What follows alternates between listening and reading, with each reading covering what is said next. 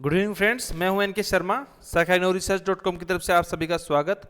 दोस्तों, आज के इस वीडियो में हम बात करेंगे पिछले वीक के अंदर जो इम्पोर्टेंट करंट अफेयर रहे हैं उनके बारे में। दोस्तों, इस वीडियो में हम बात करेंगे यूपीएससी के बारे में, सीएजी के जो नए बॉस आए हैं उनके बारे में, जम्मू कश्मीर के अंदर जो नए लेफ्टिनेंट गवर्नर आए हैं उनके बारे में हम लोग बात करेंगे। साथ ही बैरूत में जो बम धमाका हुआ है उसके बारे में, राम मंदिर के बारे में हम लोग बात करेंगे। साथ ही हम बात करेंगे कोझिकोड के अंदर जो विमान दुर्घटना हुई है उसके बारे में। दोस्तों, शुरू करते हैं हम लोग। प्रदीप कुमार जोशी जी को नया चेयरमैन यूपीएससी का बॉस बनाया गया है। ठीक है फ्रेंड्स, प्रदीप कुमार जोशी जी इससे पहले छत्तीसगढ़ लोक सेवा आयोग और मध्य प्रदेश लोक सेवा आयोग के अध्यक्ष रह चुके हैं। इनका कार्यकाल 4 अप्रैल 2022 तक रहेगा। अरविंद सक्सेना जी की रिटायर्ड होने के बाद में इनको नियुक्त किया गया है। दोस्तों, 12 मई 2015 को इनको एज ए सदस्य के रूप में चयनित किया गया था और इसके बाद में अब इनको यूपीएससी चेयरमैन बनाया गया है। इसके साथ ही यूपीएससी में एक सीट खाली भी हो गई है। ठीक है फ्रेंड्स, अब हम बात करते हैं यूपीएससी के संवैधानिक प्रावधानों की। दोस्तों, यूपीएससी के संवैधानिक प्रावधान 300 आर्टिकल 315 से लेकर 323 तक हैं। इसके आयोग और सदस्यों को राष्ट्रपति नियुक्त करते हैं। साथ ही आयोग के जो आधे सदस्य हैं वो उनके लिए अनिवार्य है कि वो लोक सेवा के जो अनुभव प्राप्त हों, कम से कम उनको 10 वर्ष का अनुभव हो। दोस्तों, इनका कार्यकाल 6 वर्ष और 65 साल की 65 साल की उम्र जो भी पहले आए तब तक रहता है और ये अपना इस्तीफा राष्ट्रपति को दे सकते हैं। लेकिन यहाँ पे इम्पोर्टेंट बात यह है दोस्तों, इनको पदावती की सुरक्षा प्रदान की गई है, यानी इनको हटाया नहीं जा सकता। साधारण तरीके से इनको उसी तरीके से हटाया जा सकता है जैसे सुप्रीम कोर्ट या हाई कोर्ट के जज को हटाया जाता है। ठीक है फ्रेंड्स, आर्टिकल 317 में इनकी हटाने के प्रावधान दिए गए हैं। दोस्तों, दिवालिया या मानसिक शारीरिक असक्षमता होने पर इनको हटाया जा सकता है, या अगर कोई यूपीएससी मेंबर या अध्यक्ष लाभ के पद पर नियुक्त हो जाते हैं तो भी उनको हटाया जा सकता है। और राष्ट्रपति इनको पद की अवमानना या अवैध कार्यों में लिप्त होने के कारण इनको बर्खास्त भी कर सकता है। फ्रेंड्स, बर्खास्त करना, लेकिन यहाँ इंपॉर्टेंट बात क्या है कि अगर किसी सदस्य या अध्यक्ष को बर्खास्त किया जा सकता है तो उस केस के अंदर सुप्रीम कोर्ट की राय लेना अनिवार्य है।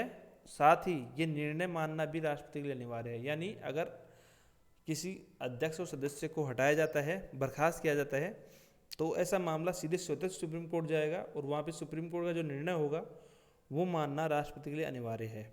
ठीक है फ्रेंड्स, इस आयोग की स्थापना 1 अक्टूबर 1926 को की गई थी ली कमीशन की सिफारिश के द्वारा। ठीक है फ्रेंड्स, जैसा मैंने बताया कि अभी हाल ही के अंदर मनोज सिन्हा जी को नया लेफ्टिनेंट गवर्नर जम्मू कश्मीर को अपॉइंट किया गया। इनसे पहले गिरीश चंद्र मुर्मू वहाँ के उपराज्यपाल थे, पहले उपराज्यपाल, उन्होंने अपना पद से इस्तीफा दिया, उनको सीएजी अपॉइंट किया गया है और जम्मू कश्मीर के नए राज्यपाल के रूप में, उपराज्यपाल के रूप में मनोज सिन्हा जी को अपॉइंट किया गया है। मनोज सिन्हा जी बीजेपी लीडर हैं, पूर्व कैबिनेट मंत्री रहे हैं और ये यूपी से आते हैं। 5 अगस्त को जो जम्मू कश्मीर में धारा 370 हटाई गई थी उसको 1 साल कंप्लीट हो गया है। ठीक है फ्रेंड्स, अब हम बात करते हैं कोझिकोड प्लेन क्रैश के बारे में। दोस्तों, अभी वैसे तो कोविड की वजह से यातायात बंद हैं, लेकिन वंदे भारत मिशन के तहत फ्लाइटें ऑपरेट की जा रही हैं। इसी मिशन के तहत एयर इंडिया का बोइंग 737 दुबई से कोझिकोड आया। जो विमान बारिश की वजह से आगे की तरफ स्किड कर गया, जिससे उस विमान के 2 टुकड़े हो गए। लेकिन गनीमत ये रही कि बारिश की वजह से उसमें आग नहीं लगी, विमान के 2 टुकड़े हो गए और उसमें से 22 यात्रियों की मृत्यु हो गई। दोस्तों, 2010 में भी मैंगलोर में इसी प्रकार का विमान हादसा हुआ था। अब हम बात करते हैं दोस्तों टेबल टॉप रनवे की। कोझिकोड का जो एयरबेस है, एयरपोर्ट है, वो टेबल टॉप रनवे माना जाता है। दोस्तों, टेबल टॉप रनवे क्या होते हैं? ये जो आप फोटो देख पा रहे हैं यहाँ पे, ये द हिंदू की फोटो है। ये जो हवाई पट्टी है इसी को बोलते हैं टेबल टॉप रनवे। यानी एक ऐसा रनवे जिसके दोनों तीनों तरफ गहरी खाई हो और जिसकी जो हवाई पट्टी है उसकी जो साइज है वो छोटी रहती है एज कम्पेयर टू अदर। इस केस में क्या हुआ दोस्तों, जब ये विमान यहाँ पे उतरने के बाद में ये विमान आगे की तरफ आगे आ गया, जिससे वो खाई में उतर गया और इसका जो अगला हिस्सा है, ये वाला हिस्सा, वो ब्रोक कर गया। अगले हिस्से ब्रोक होने की वजह से इसके जो आगे जो बैठे हुए विमान यात्री थे उनकी मृत्यु हो गई, जिसमें इसके पायलट और सह पायलट भी की भी मृत्यु हो गई। दोस्तों हालांकि इसके जो पायलट हैं उनको काफ़ी अनुभव था, वो पहले भारत की जो वायुसेना है उसमें भी सेवा दे चुके हैं। लेकिन दोस्तों ये जो टेबल टॉप रनवे होते हैं वो काफ़ी डेंजर लोकेशन रहती है, इसलिए वहाँ पे हमेशा अनुभवी विमान जो पायलट होते हैं उन्हीं को भेजा जाता है। दोस्तों भारत में 5 टेबल टॉप रनवे हैं। पहला कोझिकोड, मैंगलोर, शिमला, पैंगोंग और लेंगपुई मिजोरम के अंदर। दोस्तों 2010 के अंदर भी विमान हादसा हुआ था, जैसे मैंने आपको बताया, मैंगलोर के अंदर, जिसके अंदर 152 यात्री मारे गए थे। इसमें आग लग गई थी, आग लगने की वजह से ये सारे यात्री मारे गए हैं। 2017 के अंदर स्पाइस जेट के अंदर भी एक ऐसी दुर्घटना घटी थी करीपुर एयरपोर्ट के बेस पे। तो दोस्तों ये थे table top runway, exam point of view से इंपॉर्टेंट है, आपके लिए पूछे जा सकते हैं। ठीक है फ्रेंड्स, अब बात करते हैं हिरोशिमा नागासाकी की। दोस्तों 6 अगस्त और 9 अगस्त को हिरोशिमा नागासाकी में जो परमाणु बम डाला गया था उसको 75 वर्ष पूरे हो चुके हैं। दोस्तों 6 अगस्त 1945 को हिरोशिमा में बम डाला गया जिसका नाम था लिटिल बॉय, और ये यूरेनियम पर आधारित बम था जिसमें 2.25 लाख लोग मारे गए थे। सेकेंड वर्ल्ड वॉर के टाइम पे अमेरिकी राष्ट्रपति ट्रूमैन के आदेश के ऊपर ये बम डाले गए हैं, अमेरिकी राष्ट्रपति ट्रूमैन के आदेश पर। नागासाकी को 9 अगस्त को डाला गया बम, उसका नाम था फैटमैन। जो हिरोशिमा में डाला गया उसका नाम था लिटिल बॉय, और जो नागासाकी में डाला गया उसका नाम था फैटमैन। ये प्लूटोनियम पर आधारित बम था, और ये दोनों ही बम राष्ट्रपति ट्रूमैन के आदेश के ऊपर डाले गए हैं। दोस्तों 1945 में जो सेकेंड वर्ल्ड वार हुआ था उसके अंदर जो मित्र राष्ट्र थे उनका नेतृत्व कर रहा था अमेरिका, और उनके अगेंस्ट में खड़े थे जर्मन, जापान आदि देश। तो जापान ने जब अपना समर्पण नहीं किया तो उन पर ये बम डाले गए हैं। दोस्तों 90% परमाणु बम हाल ही में अमेरिका और रूस के पास में हैं, और अगर उत्तरी कोरिया को मिला दिया जाए तो विश्व में 9 परमाणु संपन्न देश हैं। ठीक है फ्रेंड्स, अब हम बात करते हैं गिरीश चंद्र मुर्मू की, जो नए सीएजी अपॉइंट हुए हैं।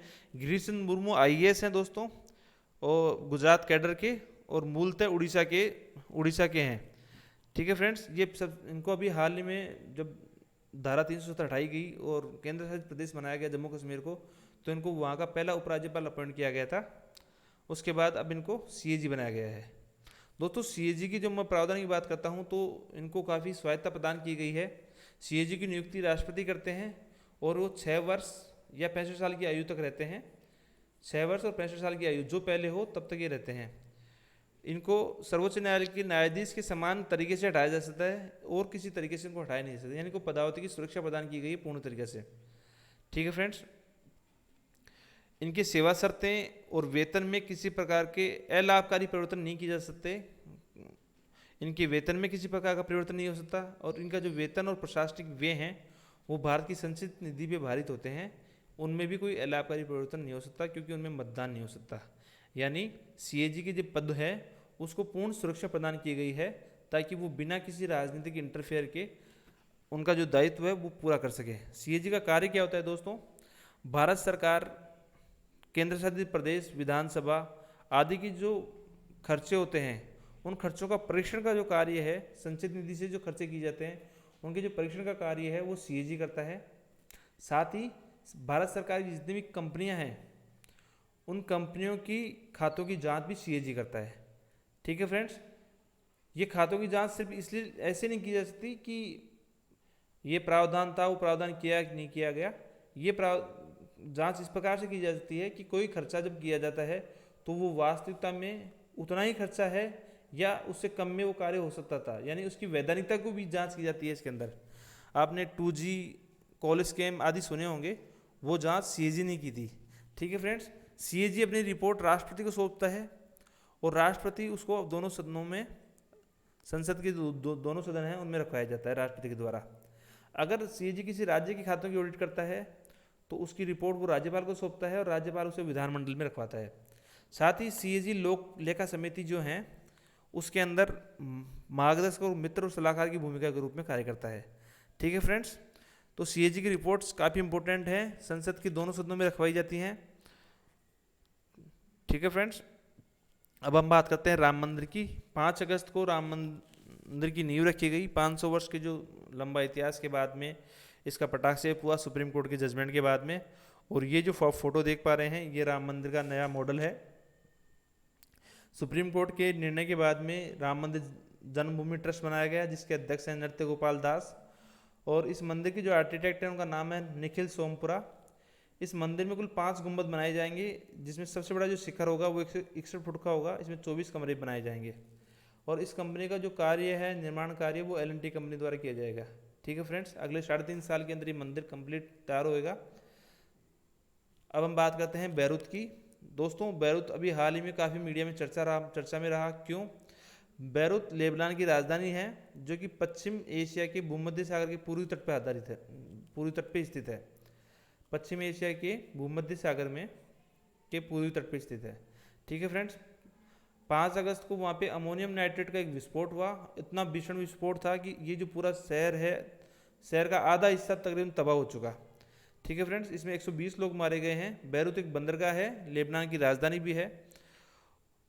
इसकी कहानी ऐसी है दोस्तों, 2013 के अंदर वहाँ की जो अथॉरिटी हैं उन्होंने एक जहाज को पकड़ा। उसके अंदर 2750 टन अमोनियम नाइट्रेट भरा हुआ था।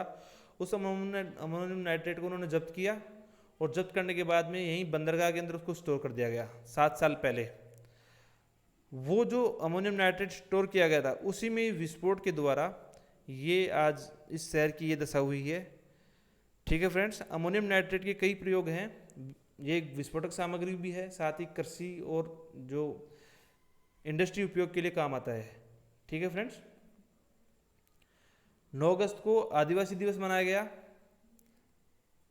ये इंपॉर्टेंट है दोस्तों, 9 अगस्त को आदिवासी दिवस मनाया गया। 9 अगस्त को ही भारत छोड़ो आंदोलन, 8 अगस्त को महात्मा गांधी ने 1942 में करो और मरो का आंदोलन दिया और 9 अगस्त को भारत छोड़ो आंदोलन शुरुआत हुई दोस्तों भारत छोड़ो आंदोलन की। ठीक है फ्रेंड्स, और 8 अगस्त को हाल ही में मोदी जी ने गंदगी मुक्त भारत अभियान की शुरुआत की है।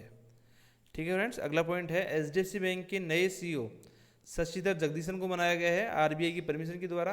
किसी भी बड़े बैंक के CEO अपॉइंट करने के लिए RBI की परमिशन की अनिवार्य है। ये आदित्यपुरी का स्थान लेंगे शशिधर जगदीशन। ठीक है फ्रेंड्स, हाल ही में अरब देशों के अंदर पहला परमाणु संयंत्र शुरू हुआ है। कौन सा देश है वो दोस्तों? UAE, यूनाइटेड अरब अमीरात के अंदर पहला परमाणु संयंत्र शुरू किया गया है। इस बार का जो IPL है, कोरोना की वजह से इस IPL को भी UAE में शिफ्ट किया गया है, तो अब ये चैंपियनशिप UAE के अंदर आयोजित की जाएगी। ठीक है फ्रेंड्स, BCCI के चेयरमैन कौन है आप जानते हैं? सौरभ गांगुली। और 7 अगस्त को राष्ट्रीय हथकरघा दिवस मनाया गया। 7 अगस्त को राष्ट्रीय हथकरघा दिवस इसलिए मनाया जाता है दोस्तों, 1905 के अंदर 7 अगस्त को स्वदेशी आंदोलन की शुरुआत की गई थी। ठीक है फ्रेंड्स, उस स्वदेशी आंदोलन की वजह से ही 7 अगस्त को राष्ट्रीय हथकरघा दिवस मनाया जाता है। दोस्तों हमारी वेबसाइट के ऊपर आपको जितनी भी गवर्नमेंट जॉब है, करंट अफेयर है, उसकी डिटेल आपको मिल जाएगी। और हमारा चैनल सब्सक्राइब कीजिए। आपको हर वीक या वीक में 2 बार आपको हमारा करंट अफेयर का जो वीडियो है वो आपको दिया जाएगा। साथ ही जितनी भी जॉब्स की इंफॉर्मेशन है वो आपके लिए शेयर की जाएगी।